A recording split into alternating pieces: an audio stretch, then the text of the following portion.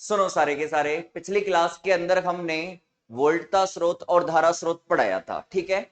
उसके बाद में आगे कंटिन्यू करते हैं। नेक्स्ट हेडिंग लगाइएगा सारे के सारे, जाल।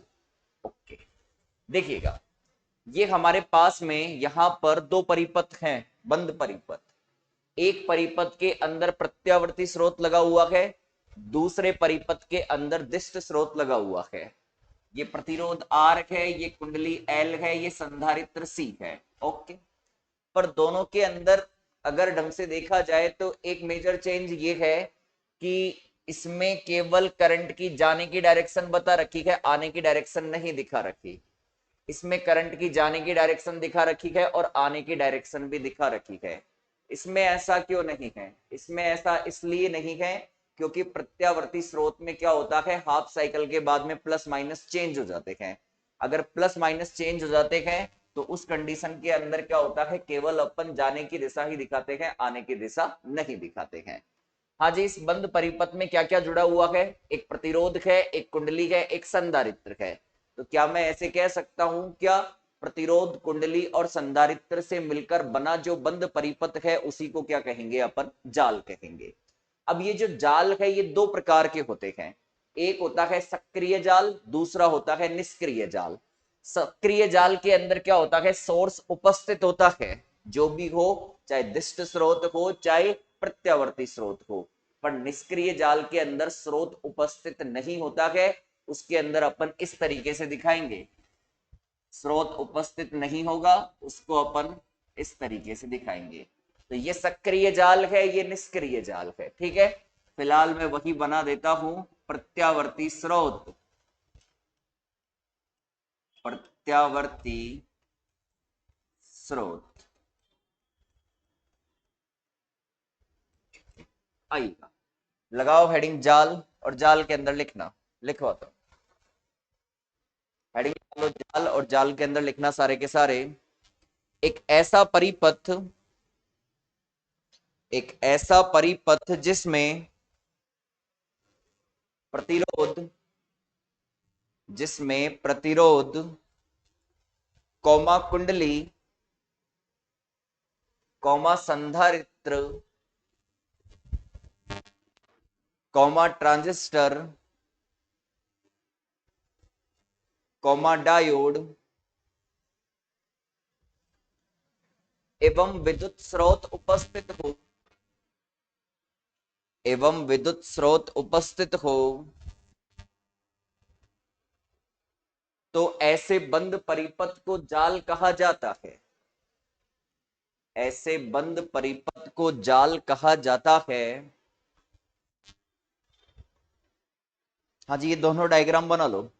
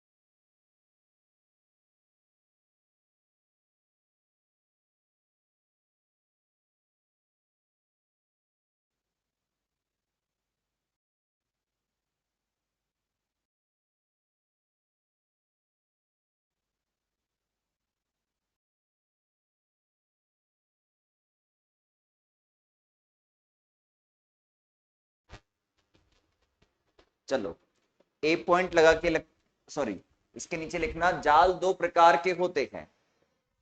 जाल दो प्रकार के होते हैं। पहला लिखो सक्रिय जाल, पहला लिखना सक्रिय जाल। लिखो इसके अंदर, यदि किसी जाल में, यदि किसी जाल में विद्युत स्रोत उपस्थित हो, यदि किसी जाल में विद्युत स्रोत उपस्थित हो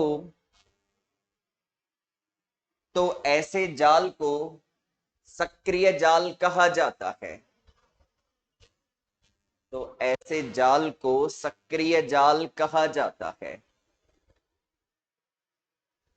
दूसरा लिखो निष्क्रिय जाल। दूसरा लिखना निष्क्रिय जाल। इसके अंदर लिखना यदि किसी जाल में, यदि किसी जाल में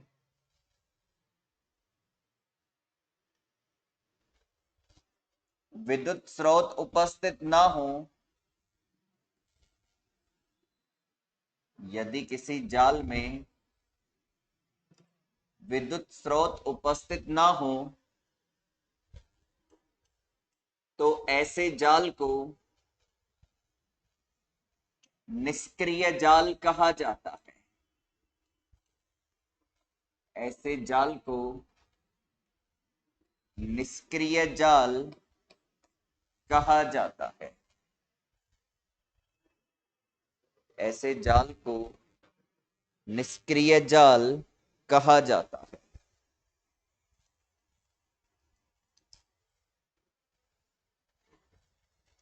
चलो आइएगा, हाँ जी, अगली हेडिंग लगाओ नोड। अगला लगाइएगा नोड। आइएगा सुने, सबसे पहली बात, एक तो होता है नोड और एक होता है संधि। कुछ लोग ये बताते हैं कि नोड और संधि सेम ही होते हैं, पर ऐसा नहीं है। नोड और संधि सेम नहीं होते हैं, दोनों के अंदर डिफरेंस होता है। यानी नोड और जंक्शन दोनों में डिफरेंस होता है, दोनों सेम नहीं होते हैं। ज्यादातर टीचर यही बोलते हैं कि नोड और संधि क्या होते हैं, सेम होते हैं, पर दोनों क्या होते हैं, अलग अलग होते हैं। दोनों में पहचान करने का तरीका अलग अलग है। बताते हैं क्या है, देखिएगा। नोड क्या होता है? नोड वह बिंदु होता है किसी भी जाल का, किसी भी जाल का वह बिंदु जिससे दो या दो से अधिक सक्रिय अवयव जुड़े हुए हों। वह बिंदु किसी भी जाल में जिससे दो या दो से अधिक सक्रिय अवयव जुड़े हुए हों, उसे क्या कहते हैं अपन? नोड कहते हैं। अब चेक करते हैं, ये सामने एक परिपथ है और इस परिपथ के अंदर कितने नोड हैं। आओ देखो, ए पॉइंट को चेक करो। ये वाला जो ए पॉइंट है, इससे कितने सक्रिय अवयव जुड़े हुए हैं, चेक करो। एक तो ये प्रतिरोध जुड़ा हुआ है, एक ये सोर्स जुड़ा हुआ है, तो इससे सक्रिय अवयव जुड़े हुए हैं दो। आ जाओ, इससे कितने सक्रिय अवयव जुड़े हुए हैं सर? इससे जुड़े हुए हैं सक्रिय अवयव, एक प्रतिरोध ये रहा, दूसरा प्रतिरोध ये रहा, तीसरा प्रतिरोध ये रहा। तो इससे सक्रिय अवयव जुड़े हुए हैं कितने? तीन। इधर आओ, इससे कितने सक्रिय अवयव जुड़े हुए हैं? दो। एक प्रतिरोध ये रहा, दूसरा प्रतिरोध ये रहा। आ जाओ, इससे कितने सक्रिय अवयव जुड़े हुए हैं? दो। एक प्रतिरोध ये रहा, दूसरा प्रतिरोध ये रहा, तो ये दो सक्रिय अवयव। इससे कितने सक्रिय अवयव जुड़े हुए हैं? तीन। एक, दो और तीन। ये लो, ये हो गया तीन। और इससे कितने सक्रिय अवयव जुड़े हुए हैं? दो। एक और ये दो। तो यहां पर जितने भी बिंदु मैंने बनाए हैं, उन सभी बिंदुओं को अगर देखा जाए तो किसी से दो सक्रिय अवयव जुड़े हुए हैं, किसी से तीन सक्रिय अवयव जुड़े हुए हैं। तो नोड की डेफिनेशन क्या कहती है कि वह बिंदु जिससे दो या दो से अधिक सक्रिय अवयव जुड़े हुए हों, दो जुड़े हुए हों या दो से अधिक भी चल जाएगा, तो उस पॉइंट को क्या कहते हैं अपन? नोड कहते हैं। तो इसमें कितने नोड हैं? एक, दो, तीन, चार, पांच और छह। तो यहां पर कितने नोड पॉइंट हो गए? छह नोड पॉइंट हो गए। और ये छह नोड पॉइंट कौन कौन से हैं? ए, बी, सी, डी, ई और एफ। ये क्या है यहाँ पर? नोड पॉइंट है। ये क्या है यहाँ पर? नोड पॉइंट है। अब बात करते हैं संधि की।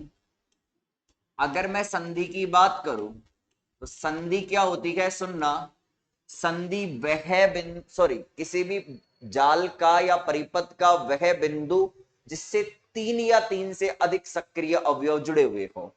तो चेक करो, तीन सक्रिय अवयव इससे जुड़ा हुआ है, तीन सक्रिय अवयव इससे जुड़ा हुआ है, या तीन से अधिक? तीन भी या तीन से अधिक बोल सकते हैं। तो इस परिपथ या इस जाल के अंदर केवल कितने संधि हैं? दो ही संधि है, एक है बी और एक है ई। तो यहां संधि कितनी है? दो।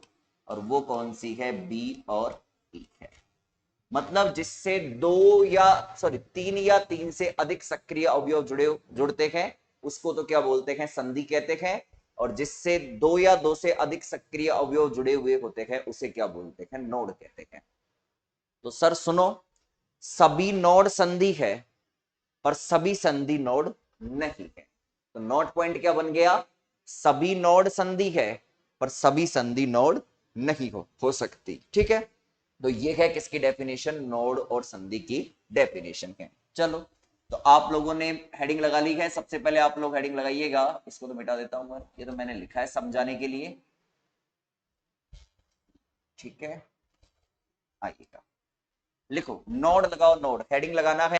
ये सब प्रतिरोध है भाई, है ना। जैसे R1 नाम दे दो, R2 नाम दे दो, R3 नाम दे दो, R4 नाम दे दो, R5 नाम दे दो, R6 नाम दे दो। ठीक है, चलो हेडिंग लगानी है सबको। नोड लिखो। नोड के अंदर लिखना सारे के सारे, लिखवाता हूं मैं। लिखो, किसी जाल का वह बिंदु, किसी जाल में स्थित वह बिंदु, ऐसे लिखो, किसी जाल में स्थित वह बिंदु जहां दो या दो से अधिक, जहां दो या दो से अधिक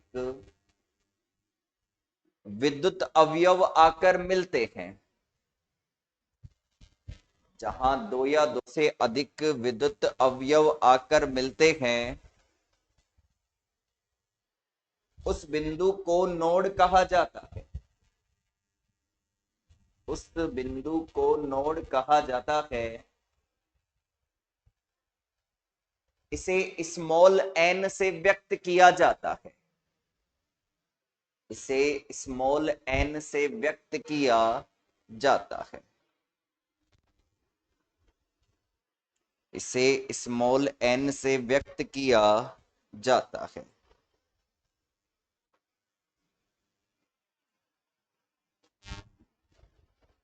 अगला लगाओ संधि।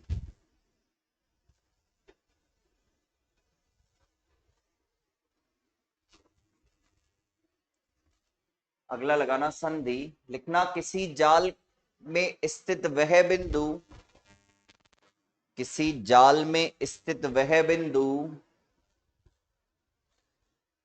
जहां तीन या तीन से अधिक,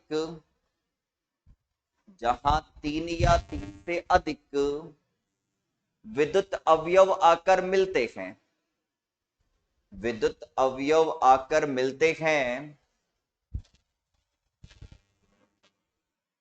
विद्युत अवयव आकर मिलते हैं उस बिंदु को संधि कहा जाता है। उस बिंदु को संधि कहा जाता है। इसे जे से व्यक्त किया जाता है। इसे जे से व्यक्त किया जाता है। हाँ जी, लाइन और पैराग्राफ चेंज करके एक नोट पॉइंट लगाओ। नोट लगाओ, नोट नोट पॉइंट लगाओ। नोट पॉइंट के अंदर लिखना सभी नोड संधि है। सभी नोड संधि, सॉरी उल्टा बोल दिया शायद, है ना। हाँ जी, हाँ नोट पॉइंट लगाओ। लिखना सभी संधि नोड हैं। सभी संधि नोड है, यानी बी और ई इसमें मौजूद है ना, पर ये बाकी ए इसमें मौजूद नहीं है। लिखना सभी संधि नोड हैं परंतु सभी नोड का संधि होना जरूरी नहीं है। परंतु सभी नोड का संधि होना जरूरी नहीं है। हो सकता है शायद मैं पहले उल्टा बोल गया हूं, ध्यान दो रे भाई। बी और ई इसमें है, इसमें भी है, तो मतलब सभी संधि नोड हैं पर सभी नोड का संधि होना जरूरी नहीं है। वापस लिख लो, सभी संधि नोड हैं परंतु सभी नोड का संधि होना जरूरी नहीं है। ठीक है, तो ये डायग्राम बना लो और ये लिखो इसके बगल में।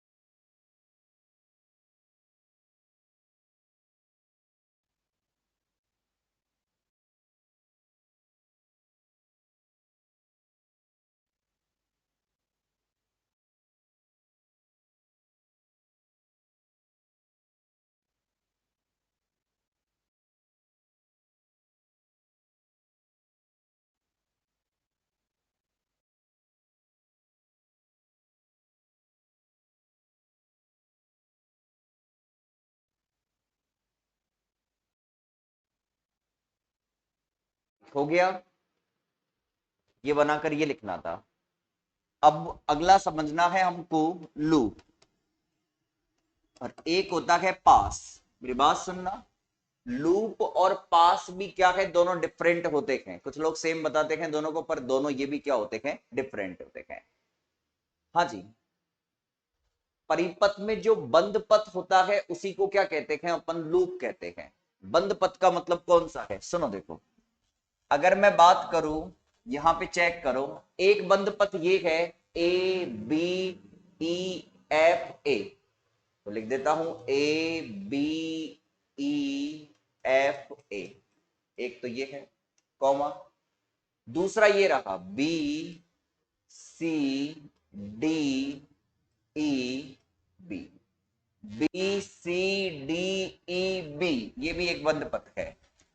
और ये चेक करो, एक ये भी तो है ए सी डी एफ ए, तो एक ये है ए सी डी एफ ए। तो परिपथ में जो बंद पथ होता है उसी को क्या कहते हैं, लूप कहते हैं। तो एक लूप ये रहा, दूसरा लूप ये रहा, और तीसरा लूप ये रहा। तो इस परिपथ के अंदर कितने लूप हैं, 3 लूप है। कितने लूप है, 3 लूप है। आ जाओ, फिर अपन किसकी बात करते हैं, पास की बात करते हैं, पास। पर इसके अंदर पास 3 नहीं है, पास कितने हैं, 2 हैं। पास क्या होता है, पास यह होता है कि लूप का वह छोटा सा छोटा भाग जिसमें कोई और अन्य लूप ना हो। मतलब लूप का वह भाग जिसमें कोई दूसरा लूप ना हो उसी को क्या कहते हैं, पास कहते हैं। तो देखो, एक लूप ये रहा, ये वाला लूप, क्या इस लूप के अंदर और कोई दूसरा लूप है, नहीं है, तो ये पास भी है। फिर ये पास भी कह लाएगा।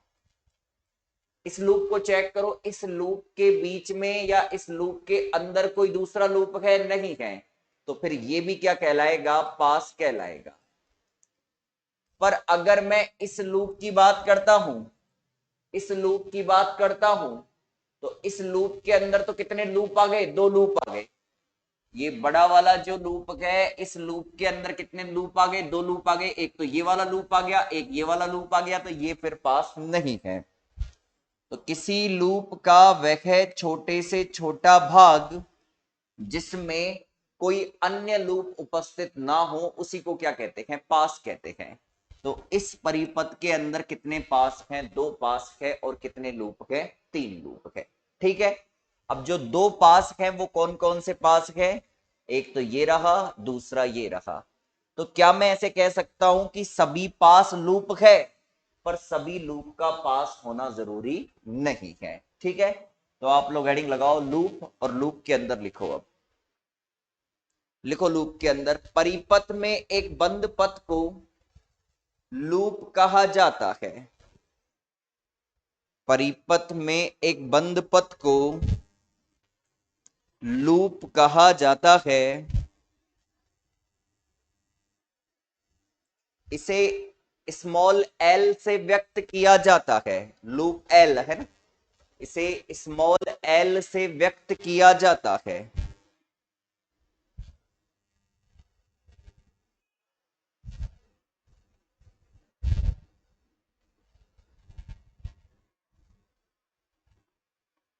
अगला लिखो पास, अगला लिखो पास, इसमें लिखना किसी लूप का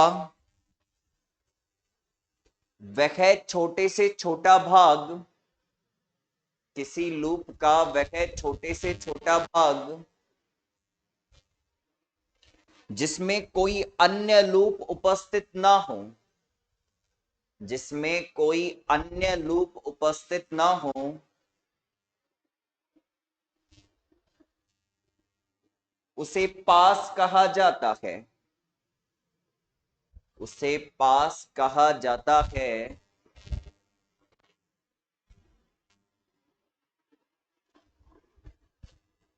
इसे स्मॉल एम से व्यक्त किया जाता है, इसे स्मॉल एम से व्यक्त किया जाता है।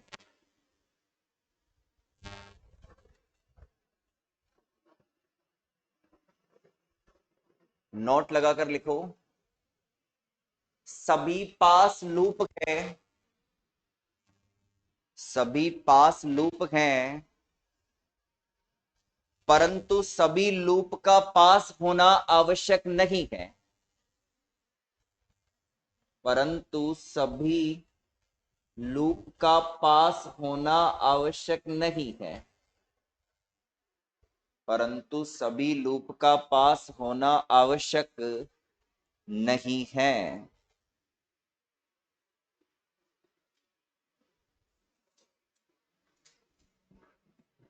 हो गया? ये लिख लो इसके अंदर दोनों, इसके अंदर ये दोनों लिख लो भाई, है ना, ये लिख लो लूप और पास, ये इसी परिपथ के लिए है ना जो बना रखा है।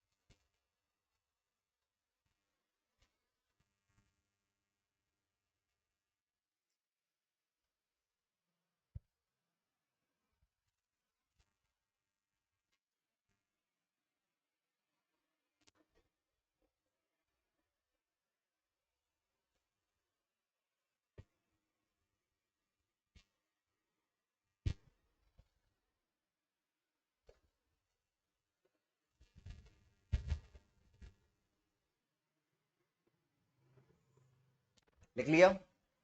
अब आ जाओ, अब बात करेंगे, एक तो रेखीय प्रतिबाधा, परिभाषाएं हैं ये कभी नहीं पूछता, और एक बात करेंगे अरेखीय प्रतिबाधा। सिंपल सिंपल है, दो दो तीन तीन डेफिनेशन है दोनों में, तीन तीन डेफिनेशन लिखवाएंगे दोनों के अंदर। देखो, पहली डेफिनेशन ये होगी कि बी आई वक्र कैसा होगा, सरल रेखीय होगा।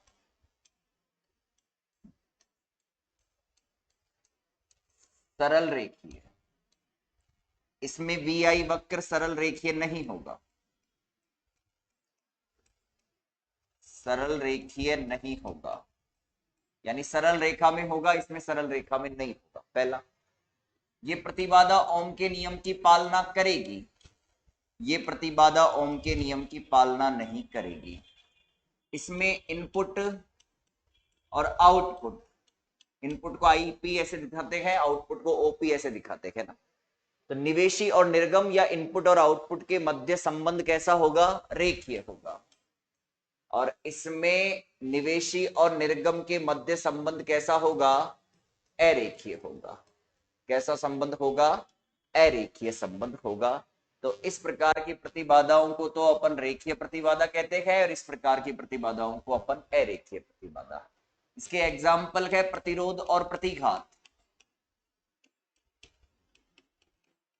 और इसके एग्जाम्पल है डायोड ट्रांजिस्टर, डायोड ट्रांजिस्टर, ये इसके क्या है, एग्जाम्पल। सिंपल सिंपल सी डेफिनेशन है, कोई चांस नहीं है पूछे जाने के, लेकिन फिर भी लिखी हुई होनी चाहिए, एक बार पढ़ी हुई होती है तो एग्जाम में आ भी जाए तो लिख सकते हैं। लगाओ रेखीय प्रतिबाधा, फटाफट लिखो इसमें, रेखीय प्रतिबाधा हेडिंग लगाओ और लिखना इसके अंदर, ऐसी प्रतिबाधाएं,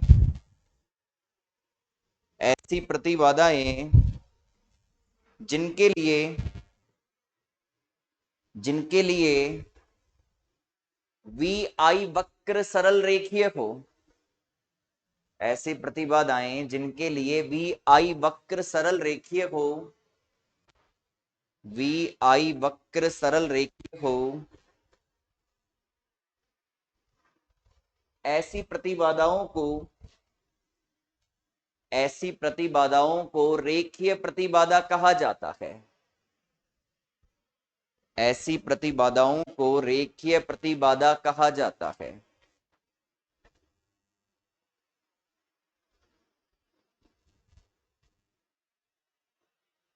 लाइन चेंज करके लिखना, ऐसी प्रतिबाधाएं जो ओम के नियम की पालना करे, ऐसी प्रतिबाधाएं जो ओम के नियम की पालना करे, जो ओम के नियम की पालना करे, जो ओम के नियम की पालना करे, उन्हें रेखीय प्रतिबाधाएं कहते हैं, उन्हें रेखीय प्रतिबाधाएं कहते हैं।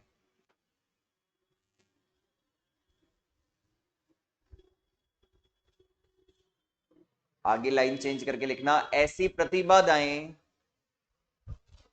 ऐसी प्रतिबाधाएं जिनके लिए, जिनके लिए निवेशी और निर्गम के मध्य, जिनके लिए निवेशी और निर्गम के मध्य रेखीय संबंध स्थापित हो, रेखीय संबंध स्थापित हो,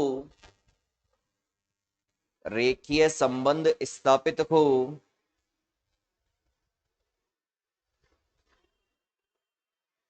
उन्हें रेखीय प्रतिबाधा कहते हैं,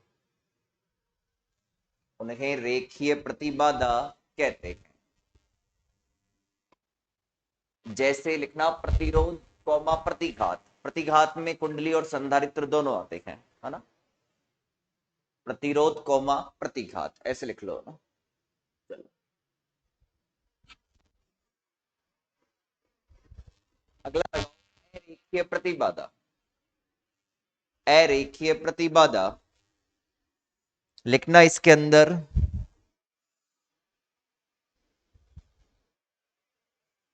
ऐसी प्रतिबाधा, ऐसी प्रतिबाधा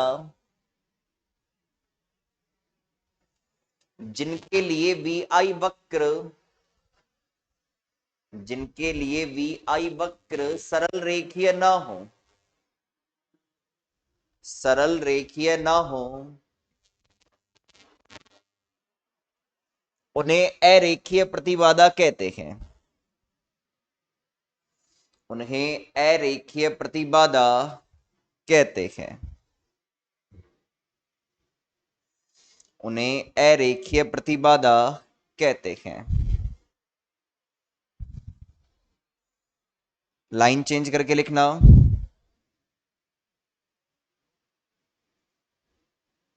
ऐसी प्रतिबाधाएं जो ओम के नियम की पालना ना करे, जो ओम के नियम की पालना ना करे,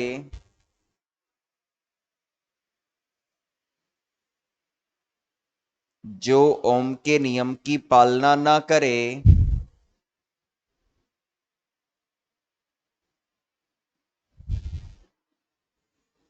उन्हें अरेखीय प्रतिबाधाएं कहते हैं, उन्हें अरेखीय प्रतिबाधाएं कहते हैं।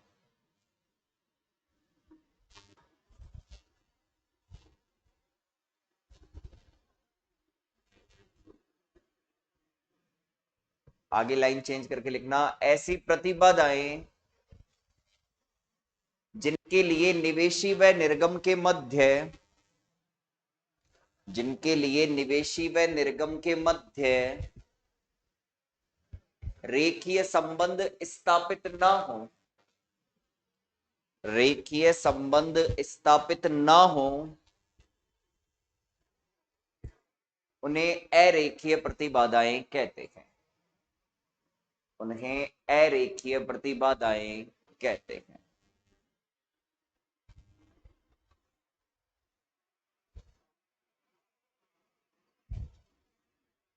ठीक है, एग्जाम्पल लिख लो, डायोड और ट्रांजिस्टर। एग्जाम्पल लिख लो, डायोड और ट्रांजिस्टर।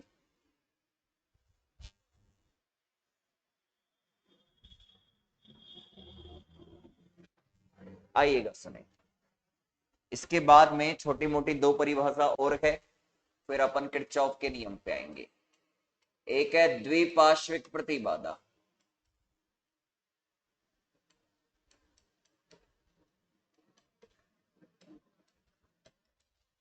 ठीक है, द्विपार्श्विक प्रतिबाधा का मतलब क्या है, सुनो।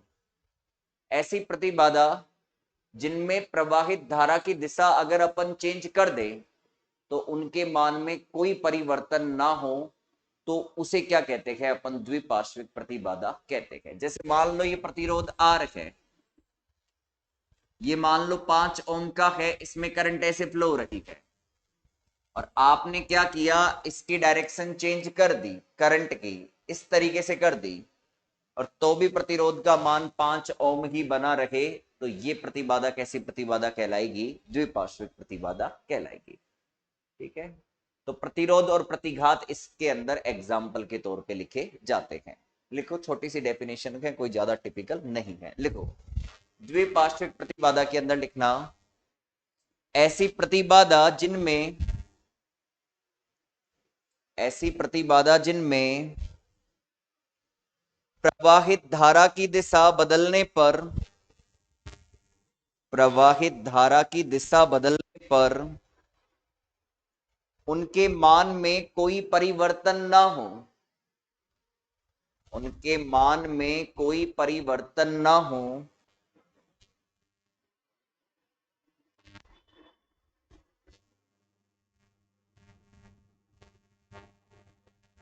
तो उन्हें द्विपार्श्विक प्रतिबाधा कहते हैं।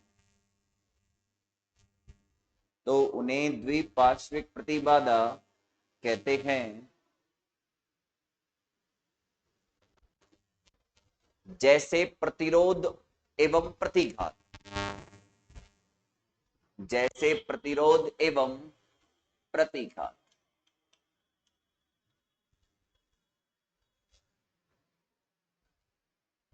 ठीक है, अगला लगाओ, एक पार्श्विक प्रतिबाधा। सुनना भाई मेरी बात ढंग से, एक पार्श्विक प्रतिबाधा का मतलब क्या है, ऐसी प्रतिबाधाएं जिनमें प्रवाहित धारा की दिशा बदलने पर उनका मान चेंज हो जाए, उनको क्या कहते हैं अपन, एक पार्श्विक प्रतिबाधा कहते हैं। जैसे डायोड की बात करें अपन, चेक करो। हाँ जी, ध्यान देना, ये डायोड ऐसे जुड़ा हुआ है, ये प्लस है, ये माइनस है, ये पी सिरा है, ये एन सिरा है। अब एक चीज का ध्यान दो, यहां डायोड का पी सिरा बैटरी के पॉजिटिव टर्मिनल से है, एन सिरा बैटरी के नेगेटिव टर्मिनल से है, तो ये कौन से बायस में है, ये है अग्र बायस में। और अग्र बायस में धारा प्रवाहित होती है, यानी अग्र बायस में ये किसकी तरह काम करता है, शॉर्ट सर्किट की तरह। अग्र बायस में जो डायोड काम करता है वो किसकी तरह काम करता है, शॉर्ट सर्किट की तरह। शॉर्ट सर्किट का मतलब पता है क्या है, शॉर्ट सर्किट का मतलब ये है कि यहां प्रतिरोध कितना है, 0 है।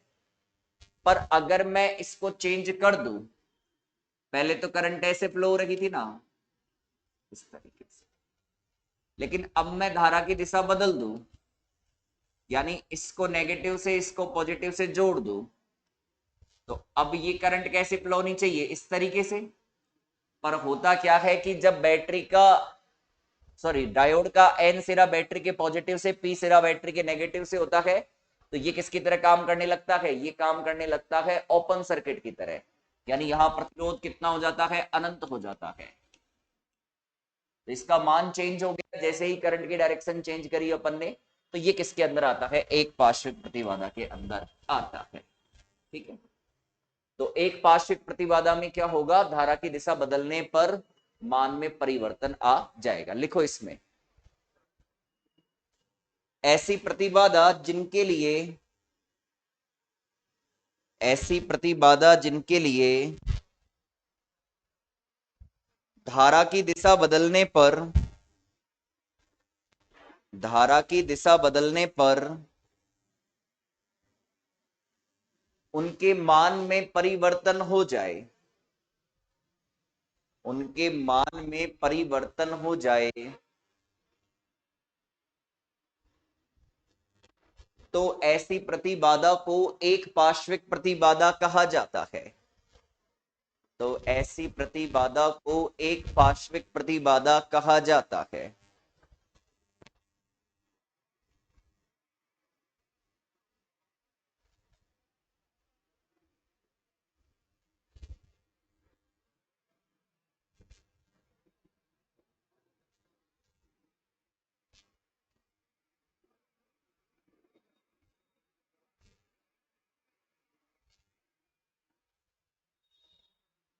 चलो, जैसे लिख लेना डायोड एवं ट्रांजिस्टर,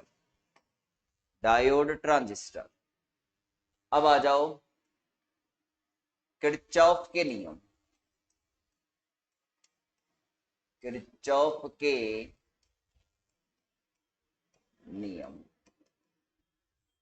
देखो बात करते हैं किरचॉफ के नियम की, तो जर्मनी विश्वविद्यालय के एक प्रोफेसर हुआ करते थे रॉबर्ट किरचॉफ। उन्होंने परिपथ के विश्लेषण के लिए दो प्रकार के नियम दिए। एक था किरचॉफ का पहला नियम जिसे धारा का नियम कहते हैं, और एक था किरचॉफ का दूसरा नियम जिसे अपन क्या कहते हैं, वोल्टा का नियम कहते हैं। वन बाय वन अपन एक एक नियम को पढ़ेंगे। तो उससे पहले हेडिंग लगाओ आप किरचॉफ का नियम और दो लाइन लिखो इसके अंदर। सन 1842 में जर्मन विश्वविद्यालय के प्रोफेसर रॉबर्ट किरचॉफ ने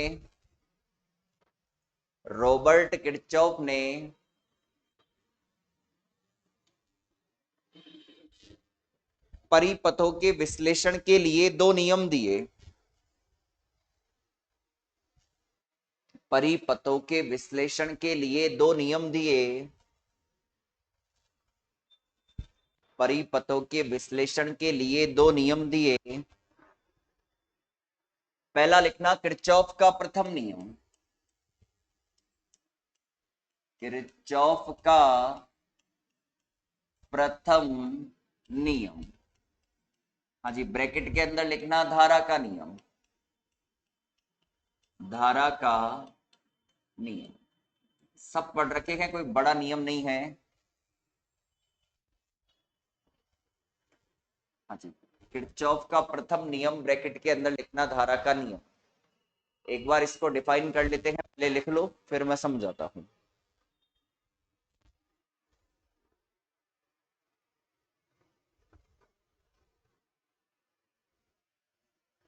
हाँ जी, देखो ये नियम क्या कहता है।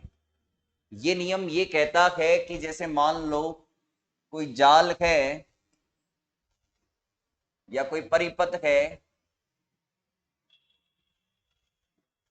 उसमें क्या है, कोई नोड बिंदु है।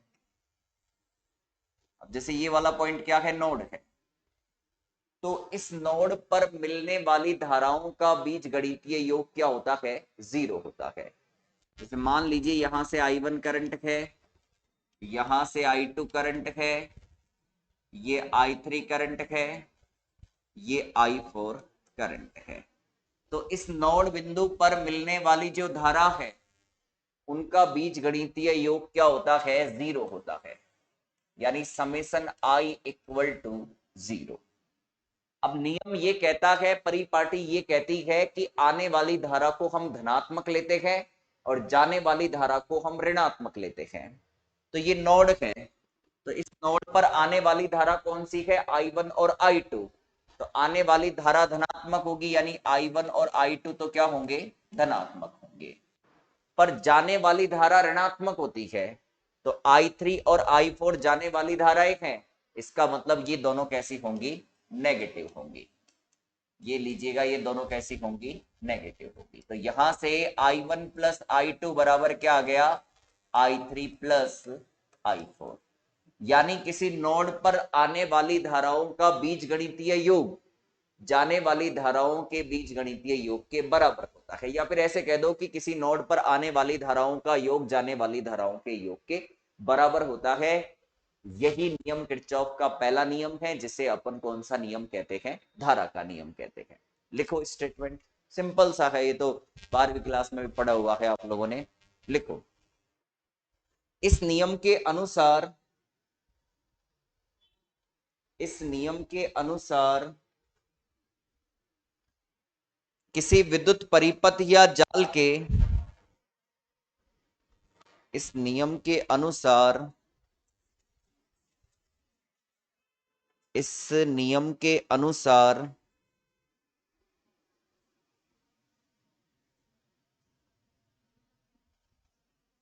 किसी विद्युत परिपथ या जाल के नोड बिंदु पर, नोड बिंदु पर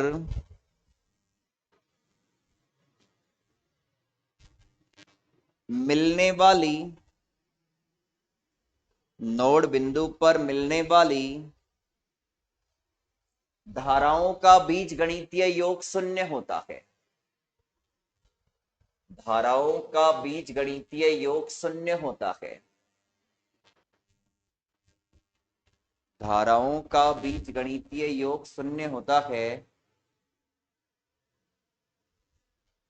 अर्थात समेसन आई बराबर 0, समीकरण 1 देना, अर्थात समेसन आई बराबर 0, समीकरण नंबर 1 देना। चलो लाइन चेंज करके पहले ये परिपथ बना लो।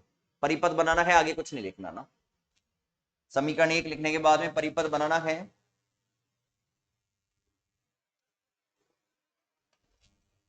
परिपथ केवलन,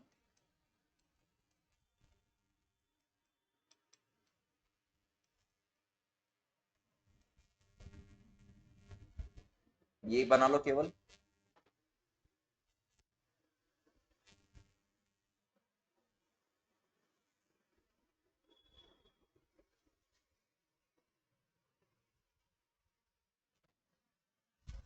लिख लिया, परिपथ बनाना है केवल।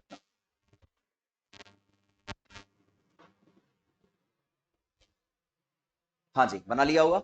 लिखो इसके नीचे, परिपथ के नीचे, यहां नोड पर आने वाली धाराओं को, यहां नोड पर आने वाली धाराओं को धनात्मक लिया जाता है। आने वाली धाराओं को धनात्मक लिया जाता है, जबकि जाने वाली धाराओं को ऋणात्मक लिया जाता है। जबकि जाने वाली धाराओं को ऋणात्मक लिया जाता है। जबकि जाने वाली धाराओं को ऋणात्मक लिया जाता है।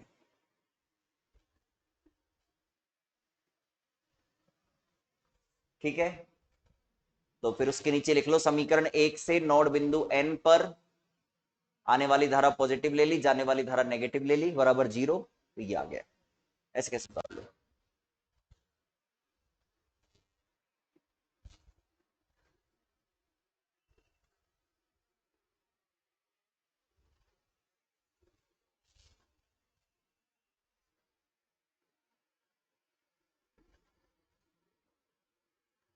इसको समीकरण नंबर 2 दे देना।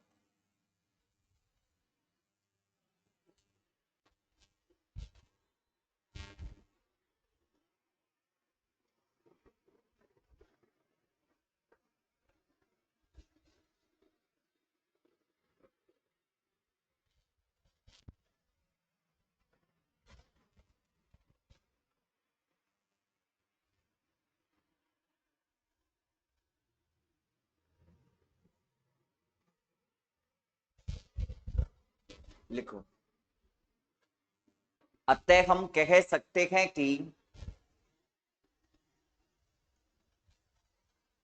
नोड बिंदु पर आने वाली धाराओं का योग नोड बिंदु पर आने वाली धाराओं का योग जाने वाली धाराओं के योग के तुल्य होता है। नोड बिंदु पर आने वाली धाराओं का योग जाने वाली धाराओं के योग के तुल्य होता है। जाने वाली धाराओं के योग के तुल्य होता है। जाने वाली धाराओं के योग के तुल्य होता है। चलो आ जाओ। अब कुछ बातें हैं इस नियम से संबंधित, वो मैं आपको बताता हूं। हाँ जी, देखना भाई, पहली काम की बात क्या है, इस नियम का उपयोग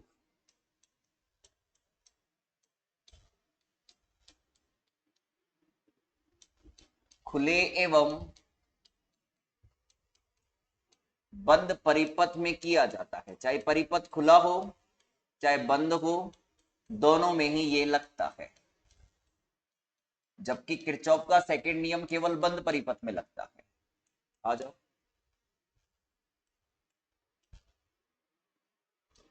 हाँ जी। इस नियम का उपयोग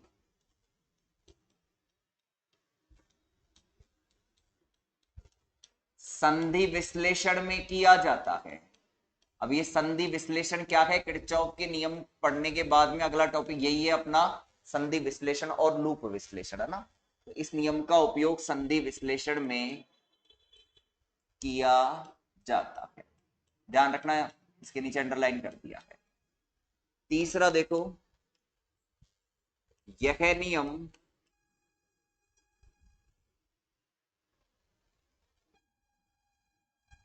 आवेश संरक्षण के नियम की पालना करता है।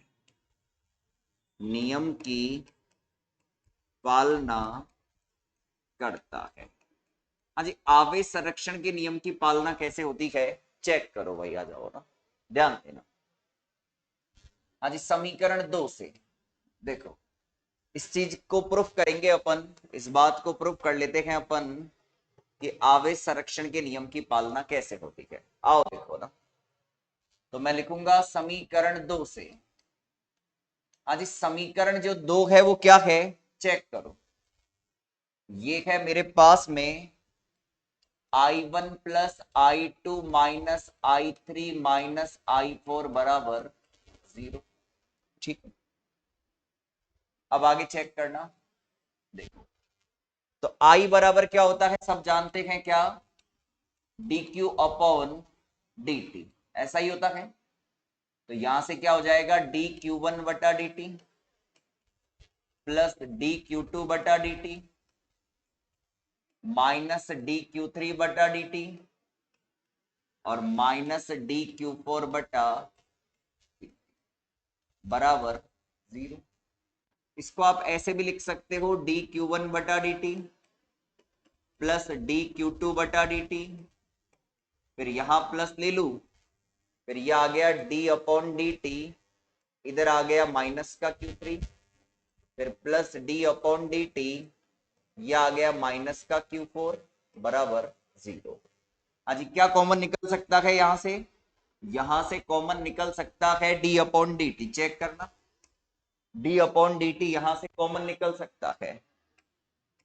तो अंदर क्या बचेगा, Q1 प्लस Q2 माइनस का Q3 माइनस का Q4 बराबर 0। तो चूंकि Q बराबर होगा Q1 plus Q2 plus Q minus Q3 minus का Q4, ये क्या है, निकाय का कुल आवेश है, निकाय का कुल आवेश है। ठीक है, तो यहां से आप बोल सकते हो, चेक करो, आप कह सकते हो डी क्यू बटा डी टी बराबर 0। तो क्यू बराबर क्या आ गया, कांस्टेंट आ गया, यानी आवेश नियत है, यानी आवेश संरक्षण के नियम की क्या होती है, पालना होती है। तो ये क्या है, कुछ पॉइंट है किससे संबंधित, किरचॉफ के प्रथम नियम से संबंधित। पहला कि ये खुले और बंद दोनों प्रकार के परिपथ में लगता है। दूसरा, इसका उपयोग संधि विश्लेषण में करते हैं। और तीसरा, ये आवेश संरक्षण के नियम पर आधारित है। तो पहले ये उतारो, फिर ये इसका प्रूफ इसके नीचे आ जाएगा। ठीक है, फटाफट उतारो इसे। ये हो गया किरचॉफ का पहला नियम।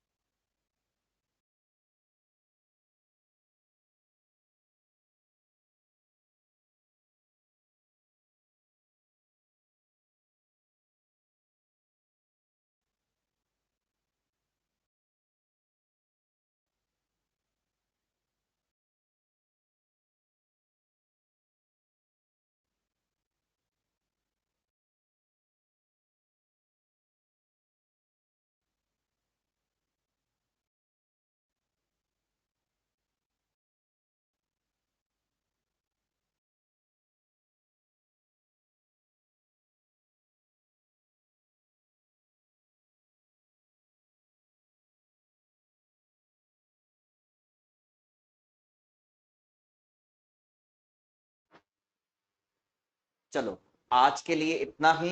इसके आगे मिलते हैं नेक्स्ट क्लास के अंदर, किरचॉफ का द्वितीय नियम, वोल्टा वाला नियम। ठीक है, मिलते हैं नेक्स्ट क्लास में।